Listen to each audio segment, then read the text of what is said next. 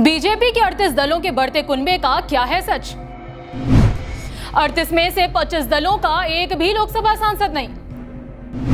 छोटे दलों पर दांव चलकर क्या है मोदी अमित शाह की स्ट्रैटेजी? अपने देश में चुनाव किसी फुल एडवेंचर पैकेज से कम नहीं होता। चुनाव आते आते कब कौन सा नेता किसके साथ जुड़ जाए या फिर कब कौन किसका साथ छोड़ दे, इसका कोई भरोसा नहीं। कहीं पर सालों से मुंह फुलाए चाचा भतीजे चुनाव आते ही गले लग जाते हैं, तो कहीं गले लगे परिवार भी बिखर जाते हैं। और उसमें भी मौसम जब लोकसभा चुनाव का हो तो क्या ही कहने। विपक्ष का महागठबंधन इंडिया, जिसका अभी अभी नामकरण हुआ है, वो अपने 26 दलों के साथ मजबूती से खड़ा है। हालांकि अंदर से दलों में कितनी एकता है और कितना खोखलापन, इसकी बात बाद में करते हैं। सबसे पहले बात करते हैं एनडीए की। कुछ दिनों पहले तक अकेले सबको मात देने की बात कहने वाली बीजेपी भी 38 दलों को साथ लेकर आ गई है। शायद बीजेपी को भी डर सताने लगा है कि इस बार जीतना उतना आसान होगा नहीं जितना दिख रहा है। एक तरफ बीजेपी 360 प्लस सीटों का दावा करती है, तो दूसरी तरफ एनडीए की चुनौती है। एनडीए के 38 दलों में करीब 25 ऐसी पार्टियां हैं जिसकी लोकसभा में एक भी सीट नहीं है। अब सवाल यह है कि ऐसे दलों को साथ जोड़कर क्या बीजेपी विपक्ष के सामने सिर्फ हवाई ताकत दिखाना चाहती है?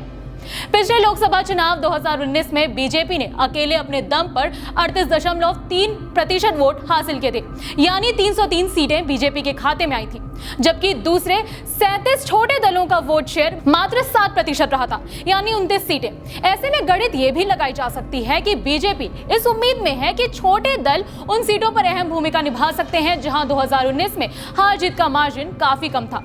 उत्तर प्रदेश में सुहेल देव भारतीय समाज पार्टी, महाराष्ट्र में अजित पवार, एकनाथ शिंदे और रामदास अठावले, असम में असम गण परिषद, त्रिपुरा में आईपीएफटी, हरियाणा में जेजेपी और पंजाब में शिरोमणि अकाली दल, ये वो दल हैं जो अपने अपने क्षेत्रों में बड़ी ताकत रखते हैं। इन दलों को साथ लेकर बीजेपी को काफी मदद मिल सकती है। अब बात करते हैं विपक्ष की एकता की। महागठबंधन इंडिया में एक से बढ़कर एक बड़े दल हैं, लेकिन सबके साथ समस्या एक ही है कि वो चाहे कितने भी मजबूत हो, लेकिन अकेले अपने दम पर बीजेपी के सामने खड़े होने की ताकत नहीं रखते हैं। यही वजह है कि सब साथ मिलकर चल रहे हैं, लेकिन कब तक चलेंगे इसका कोई भरोसा नहीं है, क्योंकि महागठबंधन में ऐसी पार्टियां हैं जो एक दूसरे की कट्टर विरोधी रही हैं। सूत्रों से खबर मिली है कि नीतीश कुमार इंडिया नाम से खुश नहीं है और ये नाम सुझाया है ममता दीदी ने, जिसे समर्थन मिला है राहुल गांधी का। यानी नामकरण को अभी एक भी दिन नहीं हुआ और मनमुटाव की तस्वीरें सामने आने लगी। ऐसी स्थिति में बीजेपी टिप्पणी ना करे ये तो मुश्किल है। नीतीश कुमार की नाराजगी पर मजे लेते हुए केंद्रीय मंत्री अश्विनी चौबे ने ट्विटर पर लिखा, सुने हैं बिहार के महागठबंधन में बड़े भूपति बेंगलुरु से पहले ही निकल आए, दुल्हा तय नहीं हुआ, फूफा लोग पहले ही नाराज हो रहे।